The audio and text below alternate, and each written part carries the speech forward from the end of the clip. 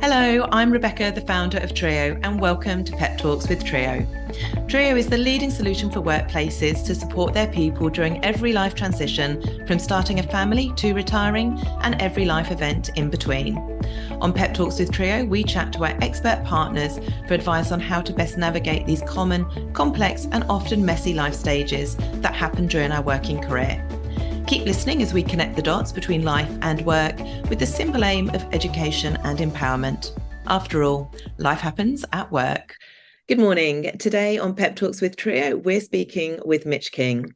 Now, Mitch is the head of talent at Mutinex and has a background in recruitment within tech and creative. And personally, I find him one of the funniest people on LinkedIn, and I highly recommend that you give Mitch a follow. So today we're going to be discussing job hunting in this economically challenging market, post-redundancy, and specific to the tech world. Mitch, welcome. Thank you for being here today. No worries. Thanks for having me. Could you please tell us a little bit about yourself and the work that you do? So I'm in talent acquisition, which for anyone who isn't familiar with that space, it's internal recruitment. There are some differences between what you might know as a recruitment agent, recruitment consultant that does it for multiple companies. I do it for one company. So I'm looking at everything from what do we say in our job ads, what processes do we run, finding the people and headhunting them. So anything from that, how we and who we hire. Great. So, I mean, there's a lot of information and sort of news in the media around the market and the economy. And, you know, we do all probably know people that have been made redundant. So I think it's very pertinent that we're having this discussion today. In technology, which is obviously where you are now, where we are, and where your background sits, is there still a solid job flow? What are you actually seeing in the tech space? Yeah, I think, and maybe it's, certain types of media need or want the headlines that push bigger stories. So, there's a recession in tech, or it's an absolute disaster. There's probably some what's the word? There's pockets within that story. So some are true, some are less true, some are the opposite. So with tech as a blanket sector, that's quite hard to cover everyone in one go. Yeah. Startups, you're talking small companies, some of 10 people, some might still call themselves startup and had investments and be 100 people. And then you've got big tech. You've got, the Googles and the Canvas of the world. It's really hard to class them all in the same, financial category. And then you've got different job sectors within that. You've got technical engineering roles, you've got marketing, you've got design. So each of these has its own nuances to what the market is doing, what the supply and demand is.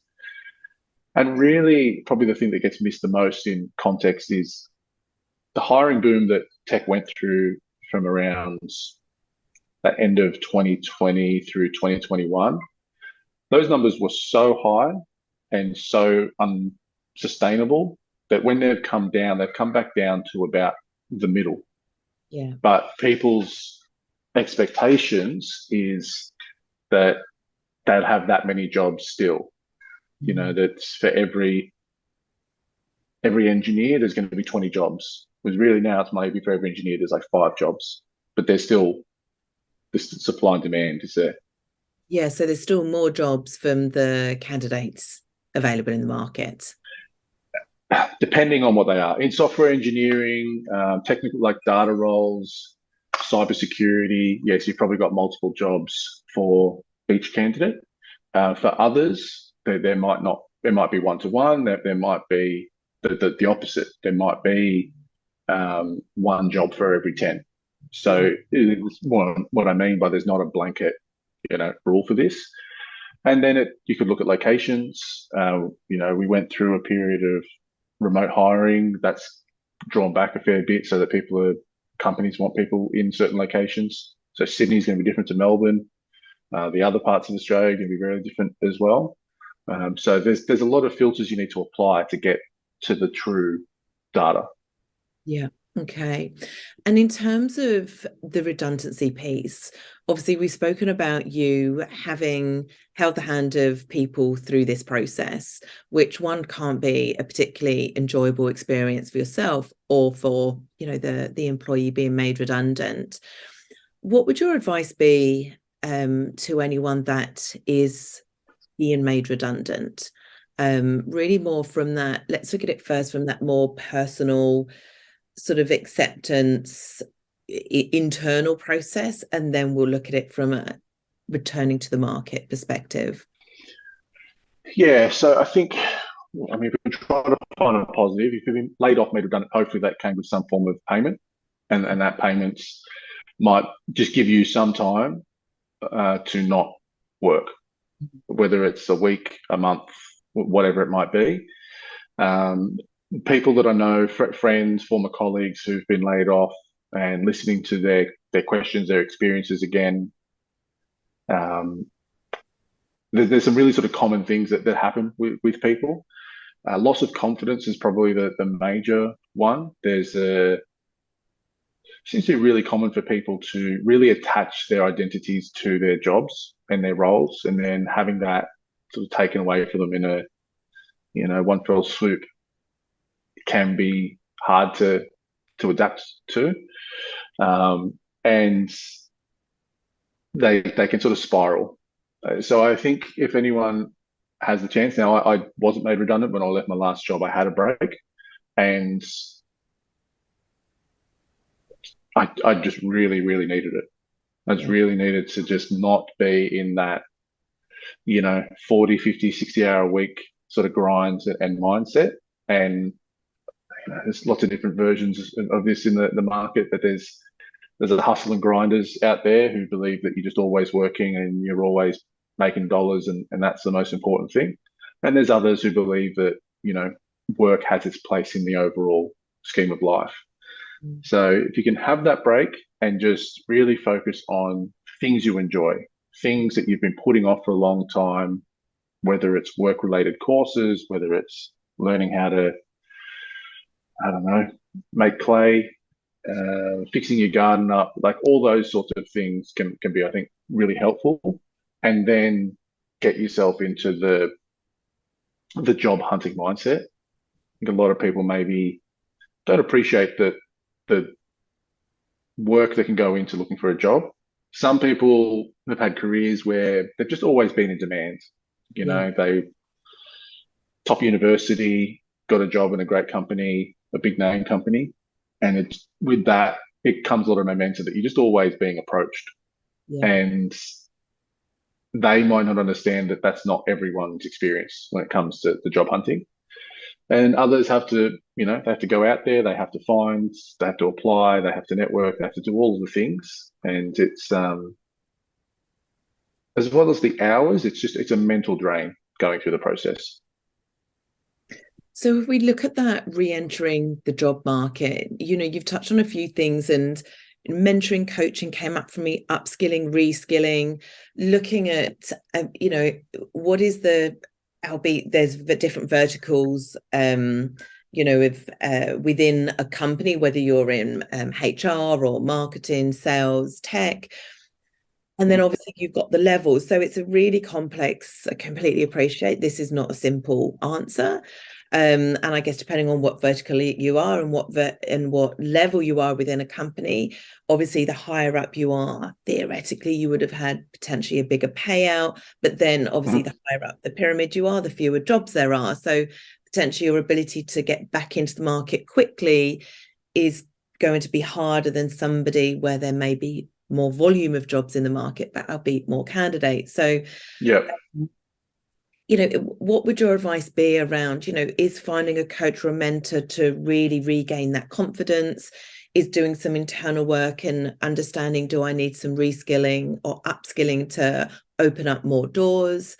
When we are, sort of looking at, almost using this as an opportunity to reevaluate, because we can often so be on that hamster wheel, reevaluate, where are we? What do I actually want to do? What is there other things that I can I can do to help myself transition back? Yeah, I think, as you said, it's very dependent. Like if you have coach, myself looked at a confidence coach. I'm sure they exist, but that if you can afford it, it definitely won't be a bad idea.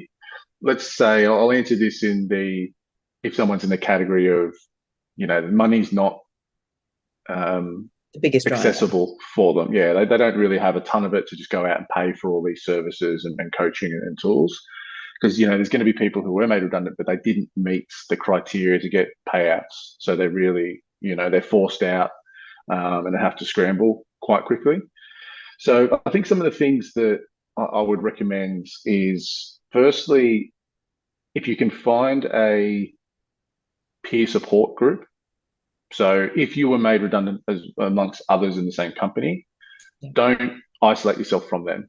Like seek them out, join up, because what you find and what works in companies that have that sort of culture or that alumni is you're expanding on your reach because of that people. Let's say there's 20 people and you're an engineer, but in that group, there's a designer, there's a marketer. Sometimes a marketer is going to speak to someone who's like, do you know any engineers?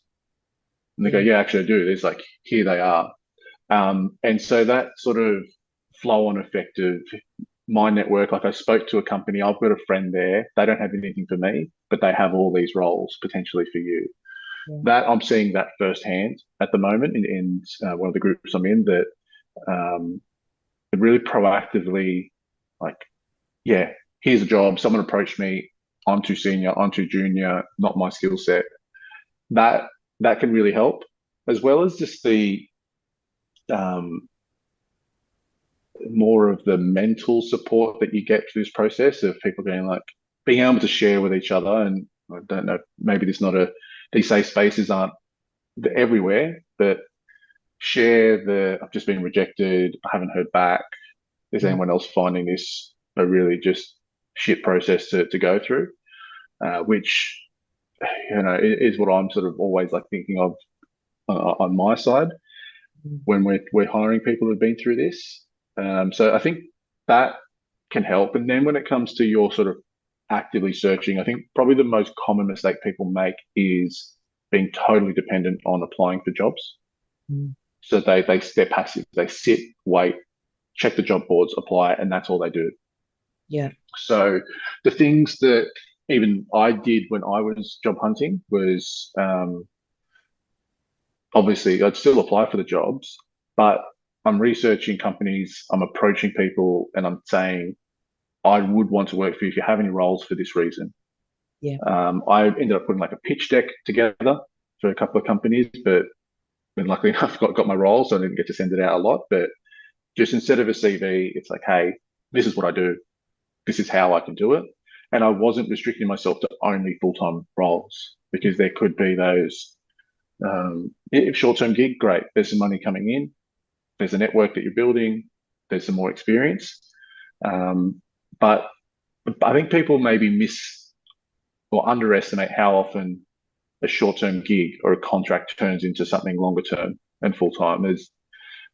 I think I'm super aware of it because of what I've done in my career in running contract desks and having all these conversations every week of like, hey, we want to hire a contractor. Like that was a regular occurrence.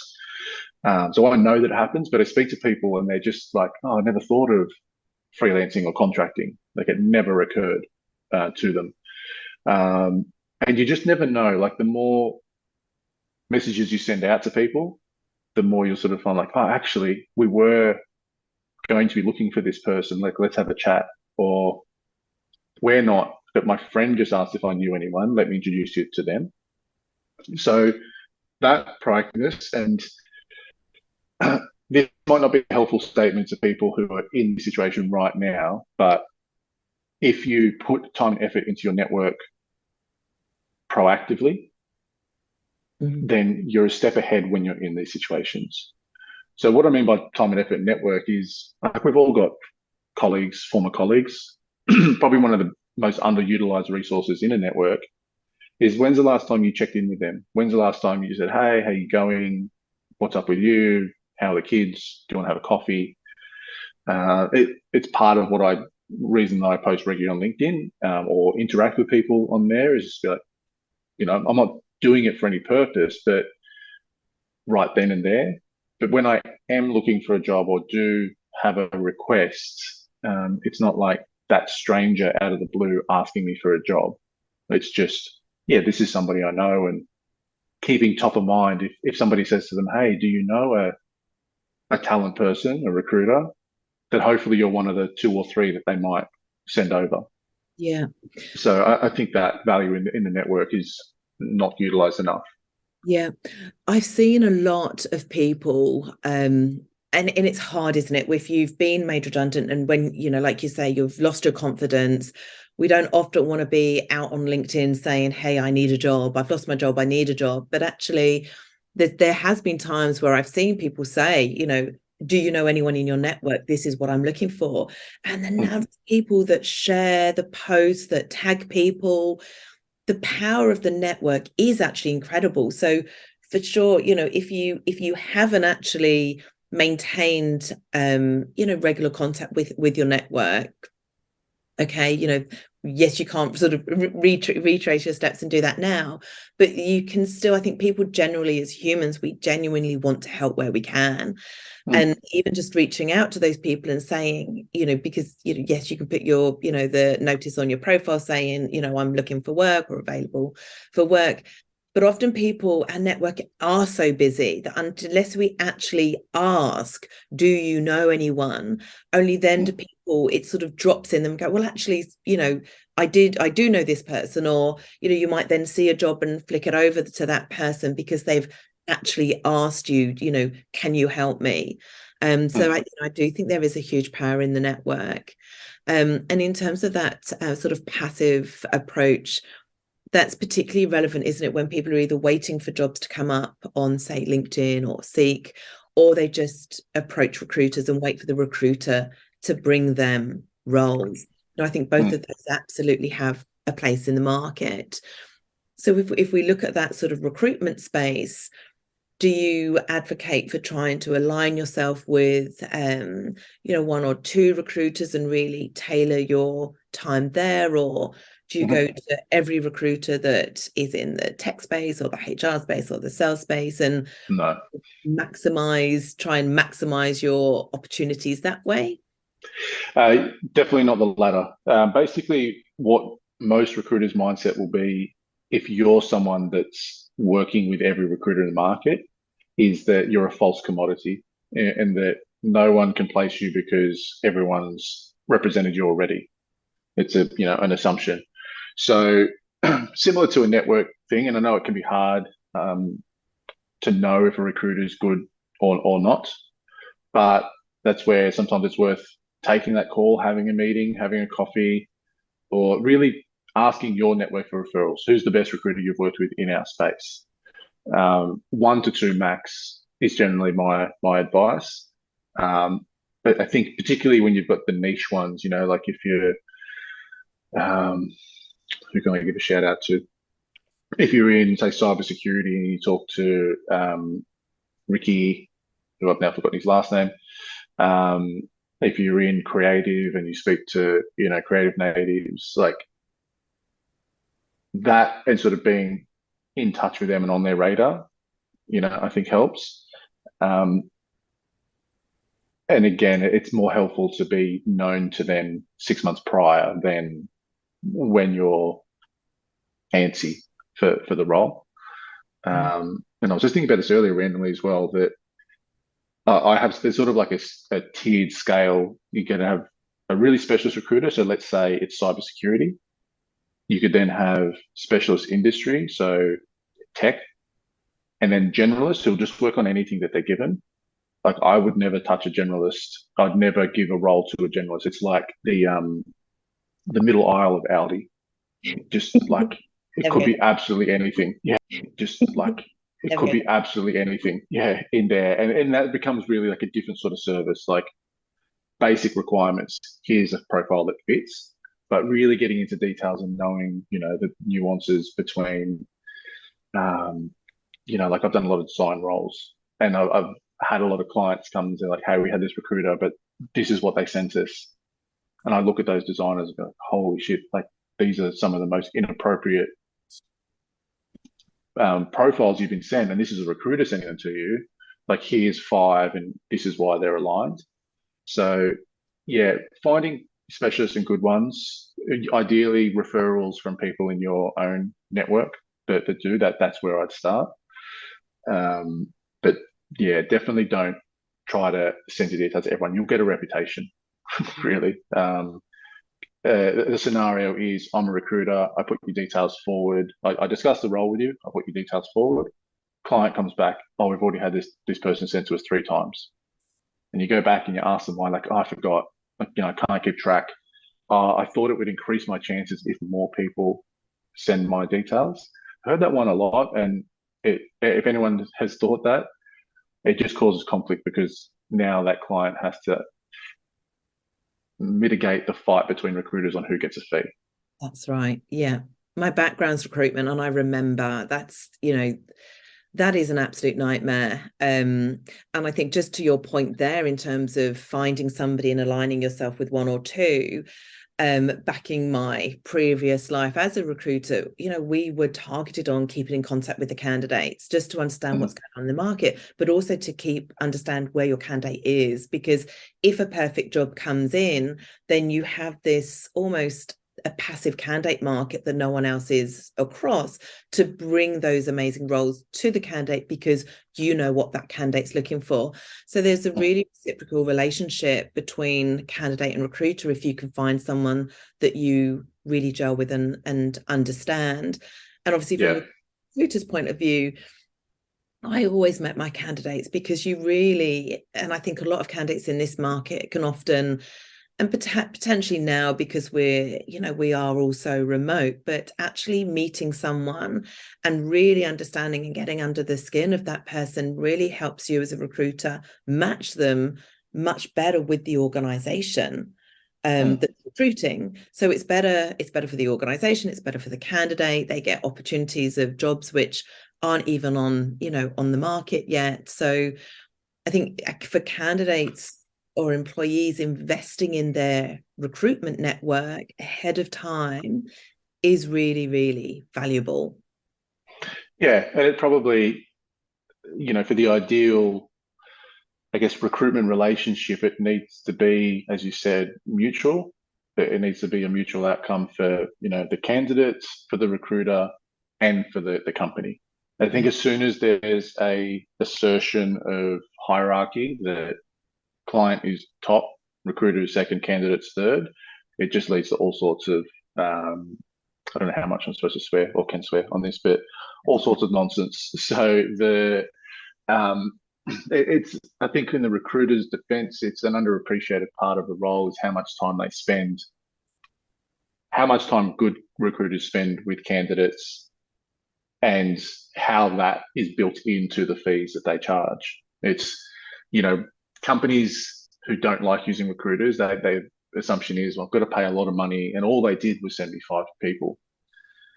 It's like that all those 5 people took was 2 years to build a network, constant conversations, 8,000 coffees, LinkedIn licenses, all these sorts of stuff. It is that understanding of what a recruiter's doing and why also, like, I wouldn't, in my position, if I was using a recruiter, I'll only ever use one at a time, and I'll only ever use them in a very sort of transparent, process. If I can't use them, it's just like, hey, no, let's not. I'm not going to waste your time.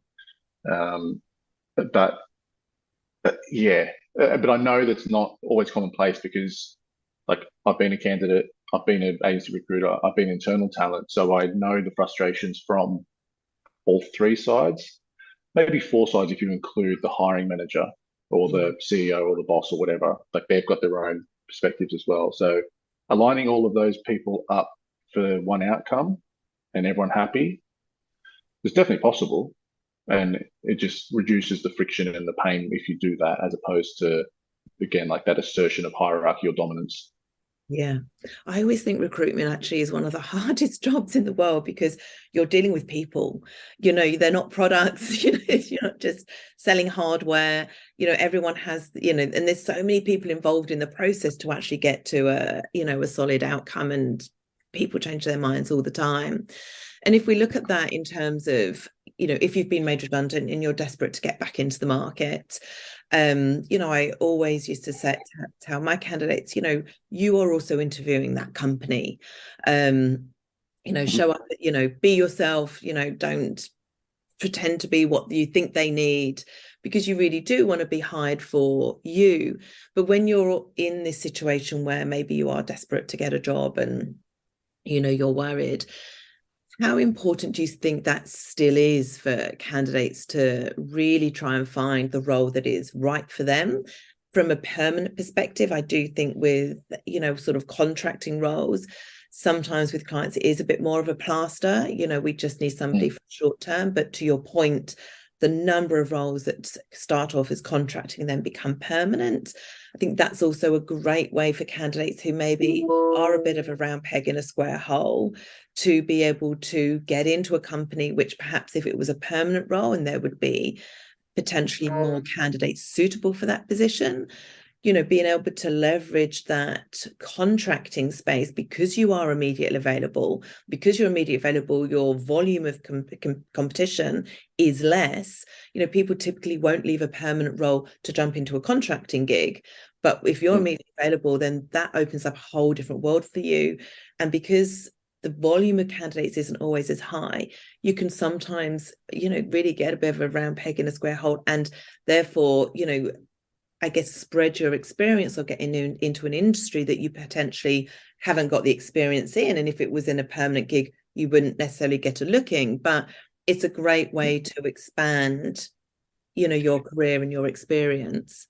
Yeah, like again, because of I spent about 7 years, I think, running a contract sort of recruitment sort of side of things, and um, I could tell you 100 stories of people that dipped their toe into freelance and then never left. Yeah. They It was accidental, and it was something that like, oh, I'm just going to do this while, and then I was speaking to someone about this recently where you won't even know until you actually announce it. And then all of a sudden people come to woodworks going, oh, if you're available for freelance, like we're going to need someone. Could you do this job? And I think this is a growing trend amongst I can never remember the generations, amongst the youths, of having multiple incomes and revenues rather than just a full-time role. And they've got all these different things on the fly. I would say sometimes it's hard to actually get contract work in an area that you're not an expert in.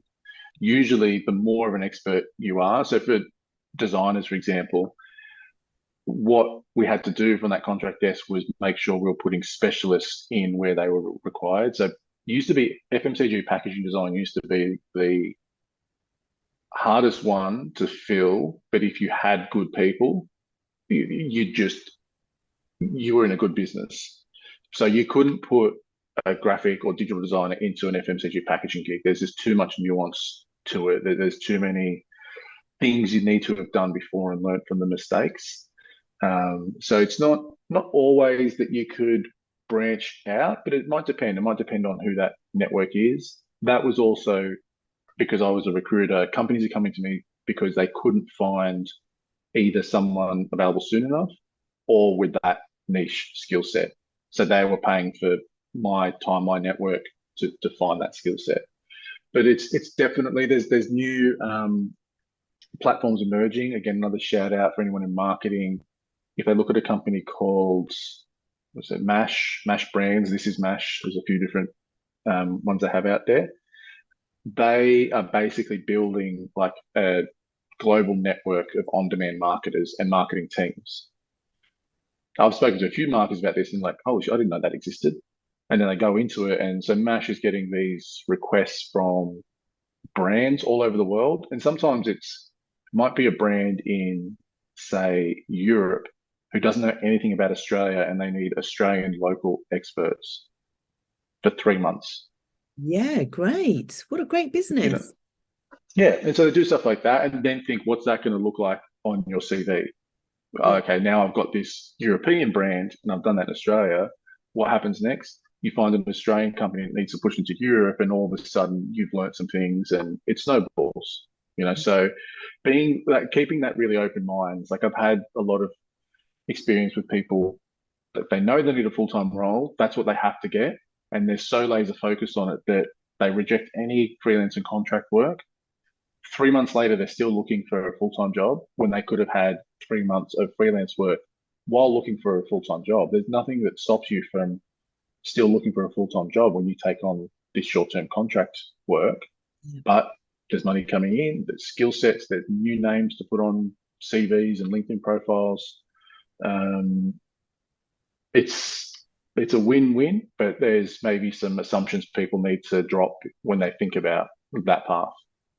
Yeah, I think there's a bit of a flick of the switch that a permanent is the only security in the job market. In terms of, if I have a permanent job, it offers me more security than if I go into this contracting world, and that's not always the case, is it?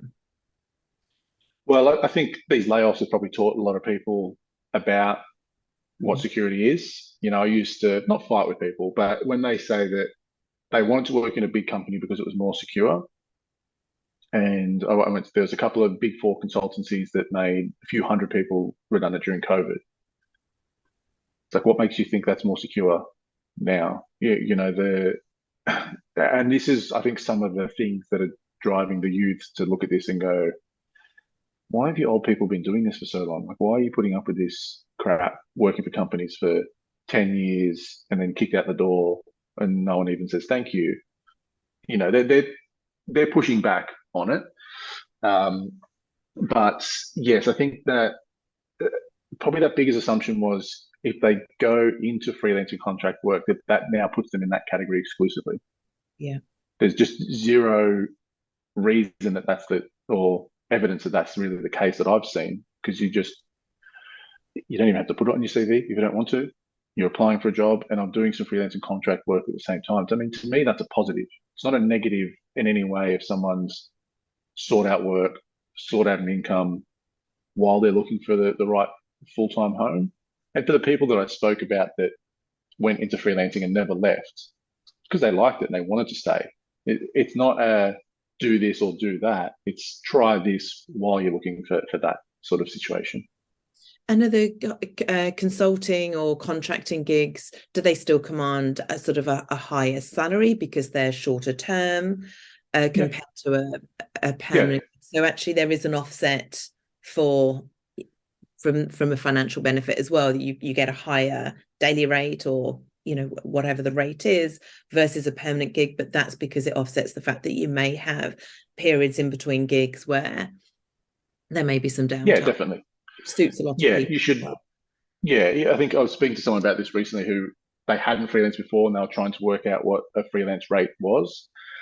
There's a couple of old school formulas in recruitment where you take your salary, divide it by 220, because that's the number of, I think, working days in Australia in a year, taking out annual leave, taking out public holidays and that sort of stuff. You take that and then you can add a percentage to that. So I think the low end was about 20-25% to cover for all of those things. But then there's also the market rates will determine that. You'll see a senior software engineer might get, say, $800 to $1,000 a day as a contractor. And then it will depend on how long is it for, what size of company. Sometimes you'll see people go into these like government type contracts and it's just because they pay quite well. Yeah. So yes, you should be making more per day, per hour in those sorts of gigs. And depending on how senior you are, there's advisory, consultancy type ones where it's just a few hours here and there. People just need your advice and expertise. But yeah, I know, like, even from my position, a reason that I couldn't go and start freelancing right now is my mortgage. Like, we've got to pay the mortgage. The bank doesn't like sole traders, so that can be something. But again, it doesn't have to be forever. To set up an ABN takes 20 minutes, costs $30, something like that. It's not a anytime I have invoice, I do it in Canva. It's not complex. It's, yeah, you can figure it out. So Or if it's through it's a just, recruiter, they deal with all of that anyway, you know. yeah, most The, recruiters will run the payroll for you. Well, we'll say most. I haven't looked at it recently. I know that it was a big reason people liked freelancing for us back then is because we paid them weekly. yeah, There are other freelancers, other recruiters, usually smaller ones, who pay the invoice when it's paid by the client. And that can cause a lot of tension, usually when the client delays the payment. But um, and the recruiter rates will vary. They're usually a little bit less than what you will get directly. But again, it's a trade off on their network and being able to be found. But there's lots of new platforms like Mash emerging, Expert 360, Workling is another one that has that sort of on demand short term. So you apply to be part of the Workling community. yeah, These jobs come in, you basically put your hand up or sort of tender for that job. And then it becomes like, hang on, I've got 3 of these lined up. I'm making what I would make in, 6 months in the next 3. yeah. Your mindset can change once you've got the confidence, once you've got a bit of momentum, and you might find that you don't want to be a full-time employee anymore. Yeah. Mitch, this has been such valuable insight. So what I'm hearing is really build on your network. First of all, have that peer support to help yourself. So find that peer support network, build upon all of your networks, choose 1 or 2 recruiters to align yourself to, and be really, really flexible in your approach to what opportunities can come your way, but don't just sit back and wait. Be really proactive in going out there and working your network, looking at the technology available in terms of other job opportunities, and be open to the type of work that you take on, because actually that can open up the doors to so much else. The other things that I recommend people is time boxing what they spend on what activities, particularly job boards. I've seen a lot of people, they just get into this like mindset of job boards all day. Yeah, Job boards like, yeah, with your coffee, 1 hour and then stop. They'll yeah, be there tomorrow. And just a lot of these, a lot of the misinformation out there, people ask me questions sometimes. I'm just like, where the hell did you get this idea from? Like, it's bad to apply to a job too early. It's what? bad if you don't apply to a job in 3 days. It's like, listen, I don't know what you think I see on the other side, but I'm not sitting there waiting for an application to come in and looking at the time. Like when I come back to that and I do them together, you've all applied at the same time as far as I'm concerned. So, spending, like if I was, when I was looking for a job, it'd be like, look at job boards and I might spend an hour like researching, like what startups are emerging, who's got funding, what's this CEO saying? Do I like that person? I put them on a list. I send them a message. Depending on what the rest of my day, when I was doing a podcast, then I might record a podcast, and then I just spend the rest of the day doing me stuff. Yeah, There's MBA, there's children, there's lawns, all that sort of thing. So I was trying to make sure that I didn't drive myself into dark places because I'm spending 10, 12 hours a day trying to find every niche job board and job listing and waiting for the second. It becomes quite like an addiction to see a new job listed. So, yeah, having some structure to it, mixing it up in X amount of time job boards, X amount of time proactive stuff, X amount of time on network. yeah. Who I used to work with, who did I like? When's the last time I spoke to them? Coffee, beer. Like having a coffee with someone is probably a better hour spent than a job board. Yeah, the job board hole would be, yeah. And then waiting for the responses and then getting angsty and angry because they don't come, which is just Yeah. mindset. It's just never going to help. It's not, sometimes I do appreciate the experiences aren't great, but, flip over to what you can control and what you can do proactively. And I do love that concept of, looking after your own self-care and doing something for you or with the family to really create that balance. Because let's face it, once you're back into a role, you're working, you're 40, 50, 60, whatever that job requires, to, get up to speed and, retain that position. So Yeah. magic. Thank you so much. So, Yeah, great advice. Thank you, Mitch. no problem. Thank you. Thanks for having me. Thank you for listening. To find out more about how triiyo can support your people, visit triiyo.com.